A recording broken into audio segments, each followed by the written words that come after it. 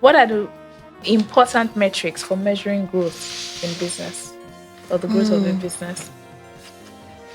I think the biggest ones are market share and profitability. Because if you're if you're not getting returns on your business, then it defeats the purpose of your being in business. Your business will die very quickly.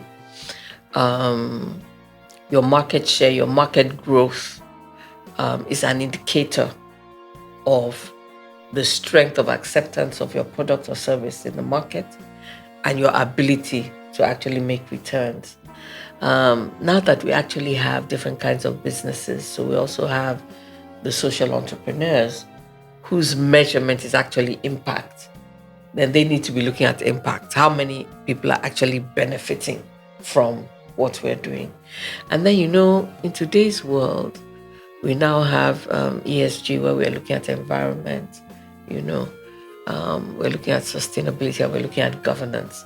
So those are new additional metrics that make you as a business much more acceptable in the business world. We all now have to look at how we're affecting the environment, right?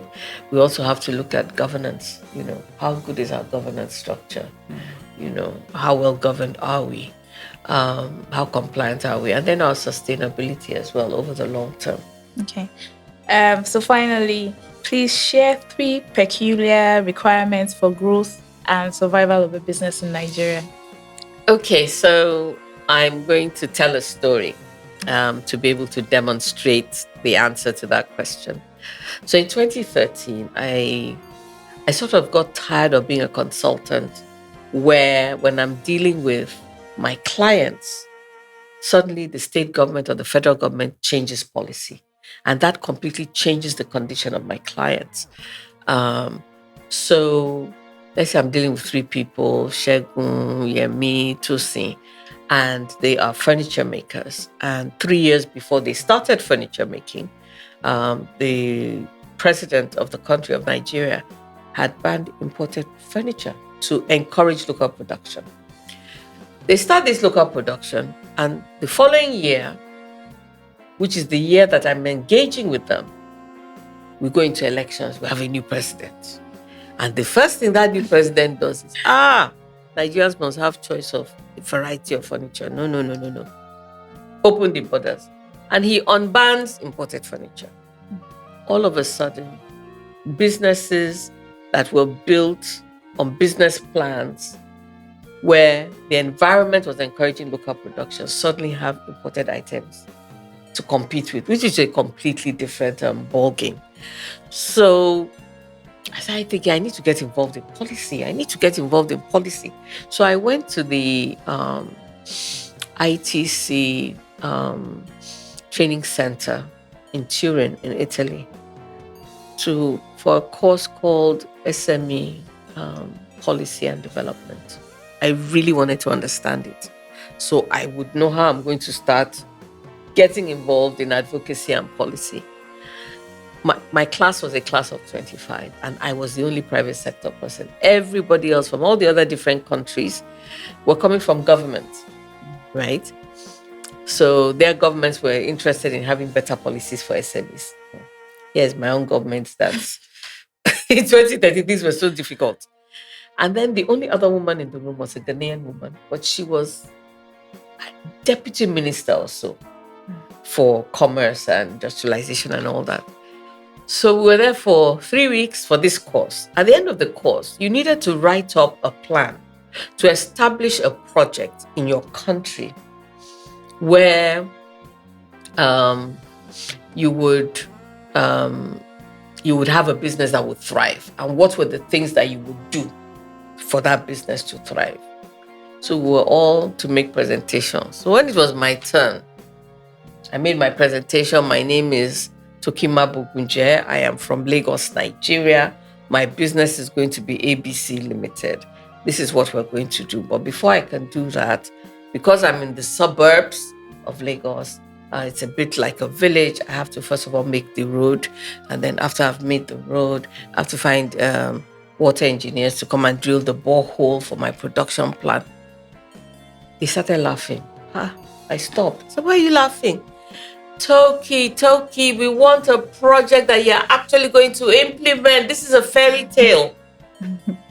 Fairy tale. 25 countries of the world. I told them I'm talking about the reality of my country. Any business, SME, that has not thought of infrastructure, that is road, light, water, transport, that business has failed. They said, no. How? I became the topic. I didn't finish making my presentation. Because every time I start, I thought, no, it's not possible. They can't do that. And I said, then I'll go to the local government to find out about the multiplicity of taxes that I'm going to pay. Multiplicity of taxes? Are you sure you have working businesses in Nigeria? I said, I am telling you that this is what the average SME has to deal with. Each one is a local government unto himself or herself. That's what it is. 2013. We've made small progress. 2023, 10 years later. But even you, Olayemi, can identify with my 2013 story. Yes. There's still a lot that needs to be done. So, peculiar requirement, infrastructure. When I was in employment, I worked for a broadcast entity that went and set up in the southeast of Nigeria, in Anambra State. And we were way in a rural area. We built the roads, we provided our own water, we brought in telephone lines. By the time we finished setting up, we were 60% over budget. Where is that done? You're meant to plug into what government has already provided. Infrastructure. Second, you need to be adaptable and flexible. Today, as I speak, we're dealing with CBN, Naira redesign, cash scarcity, fuel scarcity. Business is not moving. Everybody is screaming and crying. And it's not that we don't want to be cashless, it's that we can't be totally cashless. And on top of that, if we are going to at least take maybe 60% of our transactions online, the systems we have must be able to cope with it. I personally have money that has not been delivered to the service providers. I've had to pay twice. And the first one I paid has not returned to my account. Yesterday, I went to my bank at about 2 o'clock to see whether I can even enter to talk about this thing. The doors were locked. I mean, how do businesses thrive? So if you are not adaptable, if you are not flexible, you will crash. So you must be really, and that is something that SMEs are able to do relatively well. Maybe because of their small size, they can. But now we have to be deliberate about being flexible and adaptable. Resilience. COVID-19 has taught the entire world that we all have to be resilient. But Nigerians are a particularly resilient people. And I say kudos to all Nigerians.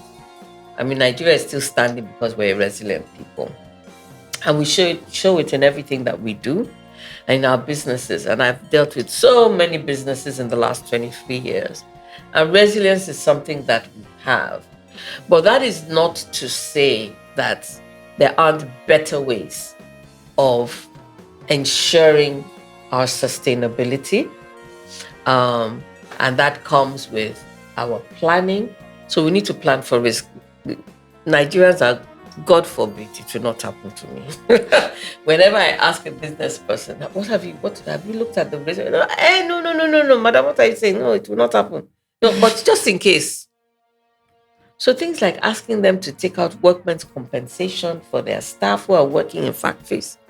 They don't like taking insurance. They only take the insurance that government has insisted you must have, motor insurance. They don't even insure their own lives against accident and illness and all of this. So we need to begin to look at the risks that our businesses could suffer and plan in advance for those risks, right? We need to plan around sustainability and be intentionally more resilient in doing our businesses.